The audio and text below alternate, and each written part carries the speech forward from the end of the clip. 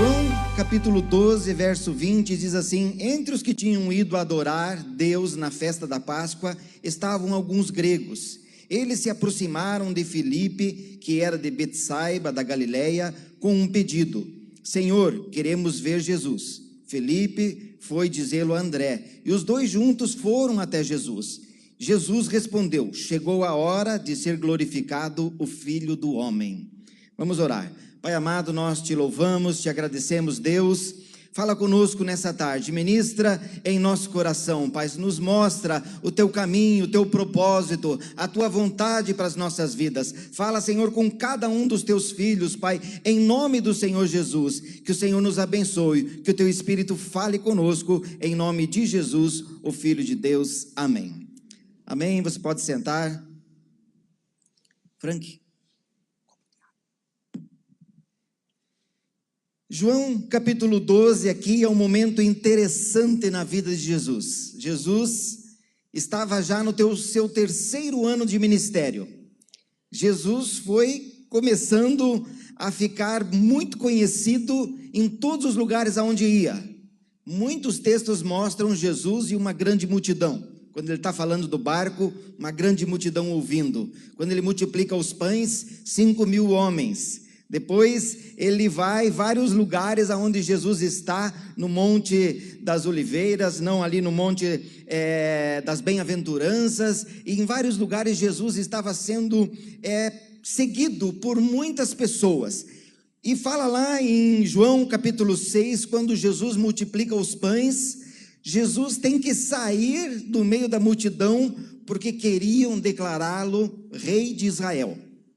Queriam que ele se tornasse rei de Israel. Israel era a província de Roma. Roma havia subjugado toda a Palestina, a Grécia, o Egito. O Império Romano dominava por toda parte, e Israel queria a independência. Já tem ali um pouco antes, anos 100 e pouco antes de Cristo, a história dos Macabeus, que tentam a independência de Israel, mas não conseguem. E depois, quando Jesus está ali com sua fama, o povo quer levá-lo a se tornar rei de Israel. E nesse momento, Jesus então está entrando em Jerusalém, um pouquinho antes, aqui no capítulo 12 de João, logo no começo. Jesus passa um pouco ali em Betânia, antes, onde ele tinha ressuscitado Lázaro, e ali o povo também conhecia Jesus pelo grande feito que ele tinha feito. E quando Jesus chega em Jerusalém, as pessoas o recebem com grande prestígio. Jesus entra montado num burrinho, e é o que nós conhecemos, o domingo de Ramos. Era domingo. A semana começa ali, a semana da paixão. Domingo, Jesus está entrando em Jerusalém, montado num burrinho. Na sexta-feira, ele seria crucificado. Então, o domingo de Ramos é 6 dias antes da Páscoa, 6 dias antes da crucificação. E Jesus entra pela cidade de Jerusalém, as pessoas vão colocando os mantos, vão colocando palmas e dizendo: Hosana, Hosana, bendito é o que vem. A palavra Hosana quer dizer: salva-nos, te rogamos, salva-nos, livra-nos. Então o povo dizia: livra-nos, Senhor, salva-nos, Senhor. E declaravam: Hosana, Hosana, bendito é aquele que vem. E aqui o contexto mostra então que alguns gregos, eles vão até Jesus para falar com Jesus. E a teologia, o contexto de história aponta que esses gregos também foram até Jesus para tentar persuadi-lo a proclamar ele rei de Israel. Eles queriam que ele se tornasse rei de Israel. E é interessante, é maravilhosa a resposta de Jesus. É o que nós queremos falar hoje aqui um pouquinho sobre a resposta de Jesus. Nesse momento de glória, nesse momento de prestígio, talvez é o que a maioria dos homens gostaria de ter, ali um momento de prestígio, entrando, o reconhecimento do povo, pessoas, uma posição, ele poderia sentar no trono de Israel, mas Jesus não tinha vindo para isso. E ele então dá uma grande resposta. Na verdade, eu coloquei como tema dessa mensagem, desse texto aqui, a glória do Filho do Homem. Repita comigo, a glória do Filho do Homem. Olha só, quando então os judeus chegam para Jesus para proclamá-lo o rei de Israel, olha só, ele tinha o prestígio dos romanos, ele tinha o prestígio dos judeus, porque estavam ali dizendo Hosana e na festa da Páscoa. Ele já tinha o prestígio dos gregos, que eram algumas pessoas que viviam em Israel, e ele estava ali pronto, talvez naquele momento, para levá-lo a se tornar rei de Israel. Jesus responde no versículo 23. Respondeu-lhe Jesus. Nesse momento, nesse contexto, Jesus: é chegado a hora de ser glorificado o Filho do Homem. Acho que os judeus gostaram da primeira resposta de Jesus. Puxa, é chegada a hora, agora ele vai ser glorificado. Então, o que significa a palavra glória? Glória é ser elogiado, colocado acima, aplaudido, aclamado, exaltado. Eles vão para Jesus para declarar o rei, e ele diz: chegou a hora de eu ser exaltado. Então, eles pensavam que Jesus estava aceitando o convite deles. Mas a glória de Deus não é a glória do mundo. Repita comigo, a glória de Deus não é a glória do mundo. Não é a glória do mundo. Nós vemos que pessoas tentam chegar na glória, tentam chegar no sucesso. Nós temos tantos atores, temos tantos músicos, tantas pessoas que alcançaram a fama, que chegaram num momento alto, no auge de suas carreiras, mas a glória não é tudo. Não é dessa glória que Jesus estava falando. Os homens olham para a glória terrena. Aqueles judeus e aqueles romanos, aqueles gregos estavam falando da glória terrena, da glória de Jerusalém terrestre. E Jesus estava olhando para uma glória celestial, uma glória da Jerusalém celestial. E Jesus, depois disso, então, depois de dizer que ia ser glorificado, ele vem com o versículo 24, de forma fantástica. Ele diz assim: em verdade, duas vezes, quer dizer, verdadeiramente vos digo, se o grão de trigo caindo na terra não morrer, fica ele só, mas se morrer, produz muitos frutos. Olha só o que Jesus fala. Ele estava falando que chegou a hora de ser glorificado, mas a glória verdadeira é uma glória capaz de ser semente. Uma glória verdadeira é uma glória capaz de morrer com um propósito. A glória verdadeira é ser capaz de alcançar muitas pessoas para Jesus. A glória verdadeira é ser capaz de produzir frutos. Repita comigo, produzir frutos. Produzir frutos, e isso que Jesus está dizendo, esta é a glória verdadeira. A glória verdadeira é ser capaz de abrir mão da sua vida para um propósito maior, para algo que Deus tinha para ele. A glória verdadeira é quando não se busca a glória para si mesmo. A glória verdadeira é quando não buscamos a glória para nós e apontamos sempre para Deus, sempre para a glória de Deus. Jesus é rei, Jesus é Senhor, Jesus é o Criador do universo, Jesus é o leão da tribo de Judá, Jesus é todo poderoso. E Jesus nesse momento que querem levá-lo à glória, Jesus se compara com uma pequena semente. Jesus se compara com uma semente. Se o grão de trigo, uma pequena semente, o grão de trigo, se o grão de trigo não morrer e ele não cair, ele vai ficar sozinho. Mas se ele morrer e ele for plantado nessa terra, ele produz muitos frutos. Jesus, o poderoso Deus, ele se compara com uma semente. Essa semente, ela foi plantada na manjedoura. Nós celebramos agora o Natal. A semente foi plantada na manjedoura, a semente andou pelas ruas de Jerusalém, a semente cresceu, a semente começou a evangelizar, a falar, a proclamar, a curar, a proclamar as boas novas, e a semente floresceu, aleluia. A semente se tornou uma grande árvore, o evangelho floresceu até o dia de hoje, porque Jesus foi a semente do evangelho. Essa semente já foi lançada no teu coração, essa semente já foi lançada na tua vida, você já recebeu a semente do evangelho na tua vida? Olha, quando nós olhamos uma pequena semente, a semente, ela produz um pequeno broto, e o broto produz uma árvore, e a árvore produz uma flor, e a flor produz novas sementes, e daí uma nova árvore, um novo broto, uma nova flor e novos frutos, e a árvore, e a flor, e os frutos, e assim uma semente pode se transformar em uma floresta. Eu gosto muito de pinhão, você não gosta de pinhão? Diz que uma pinha tem uns 100, 120 pinhões, né?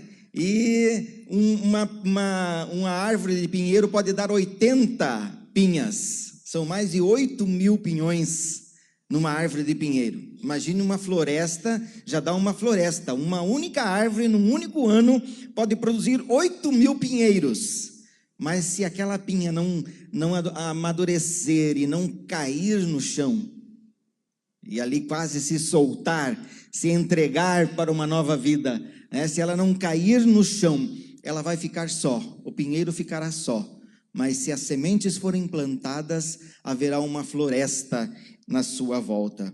Então, nesse momento, Jesus estava falando de uma entrega, meus amigos, uma entrega de vida, uma entrega de coração. Sem essa entrega não há salvação. Fala de entregar a vida, fala de entregar o futuro, fala de entregar os sonhos. Nós precisamos fazer essa entrega. O Senhor nos chama para sermos sementes.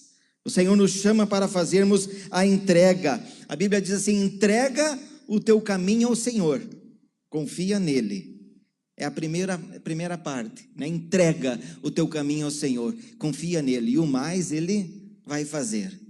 É esse momento de entrega, é uma entrega completa. Olhando lá para o Antigo Testamento, Elias chega na casa da viúva de Sorapta, e ela não tem nada, a não ser um pouquinho de azeite e um pouquinho de farinha, e uns gravetos para fazer um fogo.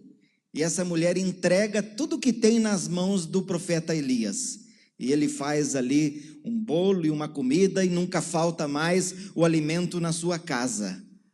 Então essa entrega, se nós queremos ver um milagre de Deus na nossa vida, se nós queremos ver Deus agir na nossa vida, primeiro nós temos que fazer o que Jesus fez. Ele entregou a sua vida por nós, e essa entrega, ela é indispensável para a nossa vida. Nós não podemos viver na independência, nós não podemos viver na autoconfiança. Nós hoje somos ensinados a sermos independentes, a sermos autoconfiantes. Eu sei, eu posso, eu vou, eu consigo, e a gente batalha, a gente luta, eu tenho que me virar. Mas a Bíblia fala de entrega.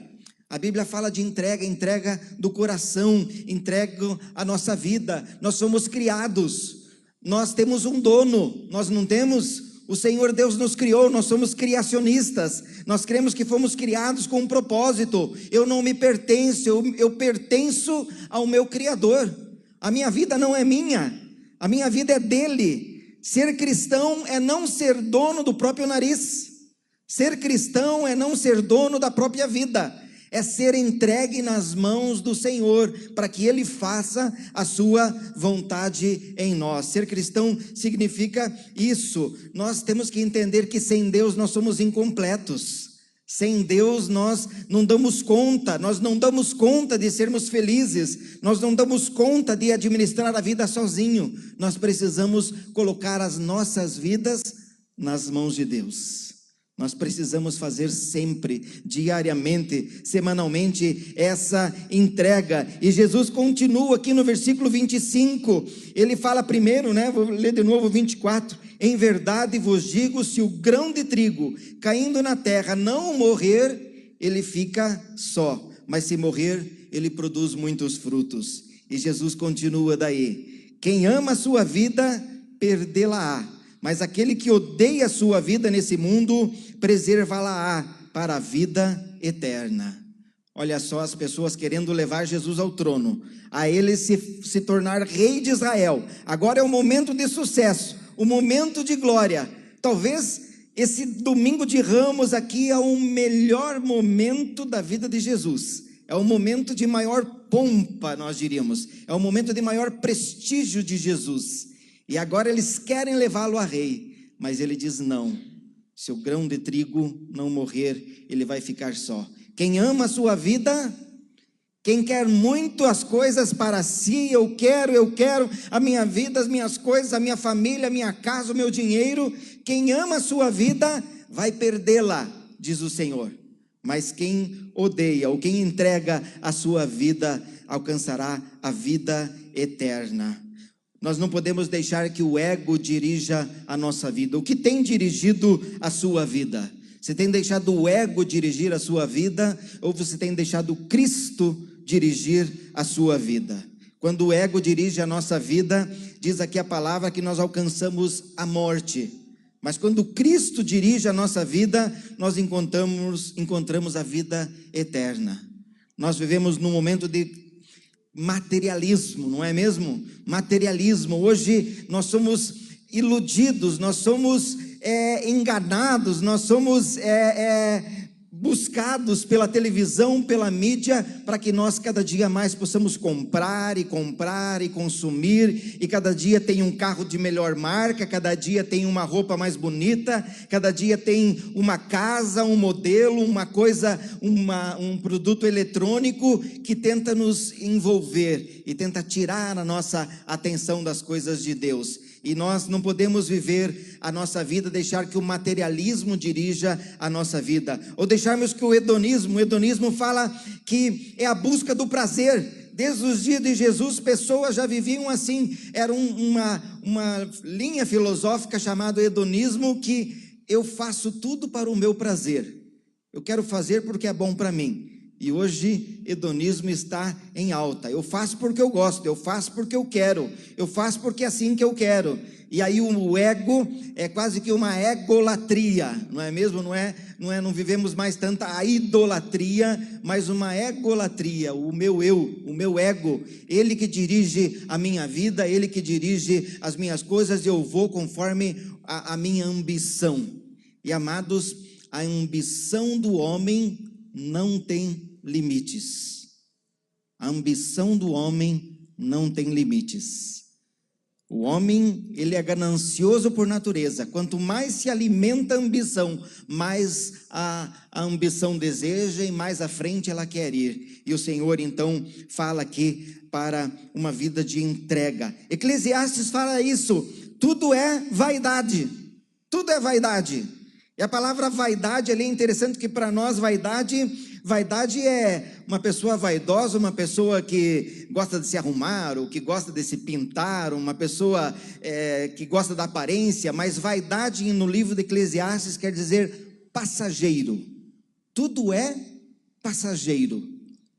Nós conquistamos, nós compramos um carro novo, daqui a alguns anos o carro já está velho, e aquela alegria do carro novo o carro começa a incomodar, ou o quarto novo, a casa nova, as coisas novas. Tudo é passageiro, nessa vida tudo é passageiro, mas servir ao Senhor, sim, isso é eterno.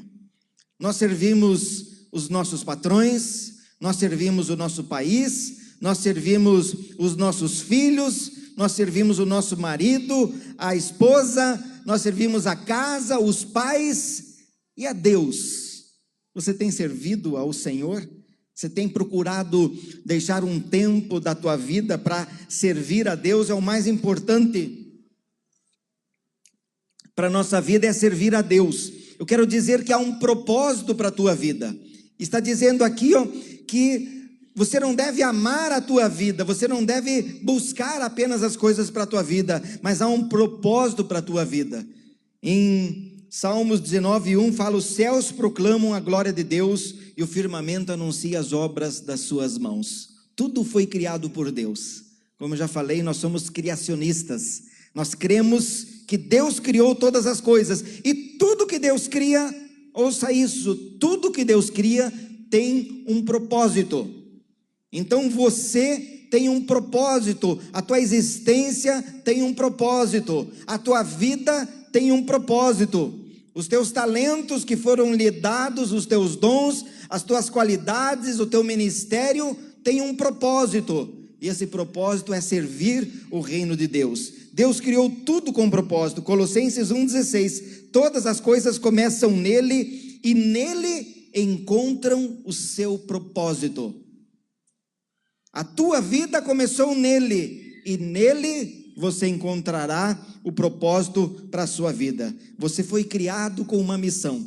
Nós cremos que nós somos chamados para a salvação, sim. Nós somos chamados para ser salvos, para aceitar Jesus, para viver uma nova vida, e essa é a primeira entrega que temos que fazer, a entrega da nossa vida, do nosso coração. Nós somos chamados para a salvação, mas nós também somos chamados para o serviço.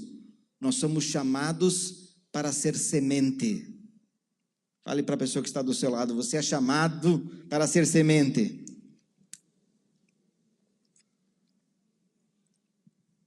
Você é chamado para ser semente. Olha só, versículo 27 diz ali, 26: se alguém me serve, siga-me, e onde eu estou, ali estará também o meu servo, e se alguém me servir, o Pai o honrará. Jesus está falando que ele vai entregar a sua vida, que ele não vai ser rei de Israel, que ele é semente, que ele quer servir, e ele está dizendo: se alguém segue ele, deve segui-lo. Ele chama todos nós para sermos sementes. E no versículo 27 ele diz assim: agora está angustiado a minha alma, o que direi eu? Pai, salva-me dessa hora, mas precisamente com esse propósito eu vim para esta hora. Olha só, nesse momento Jesus está angustiado, o seu coração está em sofrimento. Estavam querendo levá-lo ao trono, mas o seu coração estava no Calvário. Era domingo, e na sexta-feira ele iria ao Calvário. O seu coração estava angustiado. Ele tinha um propósito difícil a ser cumprido. Eu quero dizer que o propósito da nossa vida é difícil para ser cumprido. Se colocar nas mãos de Deus, se entregar, recusar a própria vida, tomar a nossa cruz e seguir a Jesus é um propósito difícil de ser cumprido. É uma tarefa árdua e é um grande caminho pela frente. Mas Jesus se coloca bem nesse momento. O que eu vou fazer? Eu vou desistir? O meu coração está angustiado, eu vou dizer: Pai, salva-me, livra-me do propósito da minha vida, livra do meu caminho, livra-me daquilo que o Senhor tem para mim? Ele diz: não, eu não posso fazer isso. E aí, muitas vezes nós estamos nesse momento também na nossa vida, entre o que sabemos que é importante para nós, entre assumirmos o nosso propósito, assumirmos o chamado que Deus tem para cada um de nós, ou seguirmos aquilo que o nosso coração, ou aquilo que é mais fácil fazer e continuar do jeito que está. Jesus, ele se coloca nesse momento. O que eu vou dizer? Ele vai dizer: eu vou abandonar? Não. Ele diz: foi para isso que eu vim. Este é o propósito da minha vida. Esse é o propósito da minha vida. Dar a nossa vida, entregar a nossa vida. E ele está dizendo: eu vou até o fim. Eu sei qual é o propósito da minha vida. Eu serei resiliente, eu serei perseverante. É difícil, mas serei perseverante. E ele nos ensina isso. Nesse momento de dificuldade, nesse momento que está prestes a ser crucificado, ele fala: eu não vou fugir, eu não vou abandonar o meu propósito. Há pessoas que precisam de mim. Há uma humanidade que precisa de mim. Eu quero dizer que há pessoas que precisam de você. precisam ouvir a tua voz, precisam ouvir a semente do evangelho através de você. É como aquela corrida de passagem de bastão, né? Um corre 400 metros, está com a língua de fora, passa o bastão para o outro. Assim tem sido nos últimos 2000 anos. O evangelho tem sido passado de pai para filho, de uma geração para outra geração, e umas pessoas morrem, mas deixam sementes, e deixam sementes para que o evangelho continue a crescer. Então nós estamos nessa caminhada, precisamos ser resilientes, precisamos ser perseverantes. E aqui no versículo 28, pena que o nosso tempo corre, versículo 28, ele diz: Pai, glorifica o teu nome. Então vem uma voz do céu: eu já o tenho glorificado e ainda o glorificarei. Deus se manifesta, Deus vem com uma voz poderosa naquele momento, dizendo que sim, eu vou glorificar o teu nome. E Jesus, tudo que ele faz, ele aponta para Deus. O importante é a glória de Deus. O importante é a glória de Deus, não é a minha glória. Eu não vou ao trono, eu não vou ser exaltado nesse mundo. A vontade do Pai é outra, e ele se importa com a vontade de Deus. Sabe, este é o segredo da vitória na nossa vida. Se nós fizermos tudo para a glória de Deus, para a glória do Pai, diz: quer comamos, quer bebamos, devemos fazer tudo para a glória de Deus. Então, se nós tivermos esse princípio na nossa vida, que tudo que nós fazemos, nós devemos fazer para a glória de Deus, então encontraremos a vitória na nossa vida. Versículo 31 diz assim: chegou o momento de ser julgado este mundo, e agora o príncipe desse mundo será julgado. Nesse momento, Jesus se volta para o diabo, e era o diabo que talvez queria levá-lo à glória do mundo. Ele já tentou fazer isso lá no monte da tentação, e olha, eu vou te dar todo esse mundo, esse mundo se você me adorar, se você se prostrar. E o diabo quer levá-lo para um outro caminho, a glória de si mesmo. E Jesus fala então nesse momento: eu não vou ser levado a se tornar rei de Israel. O meu objetivo é a glória do Pai. O príncipe desse mundo vai ser julgado.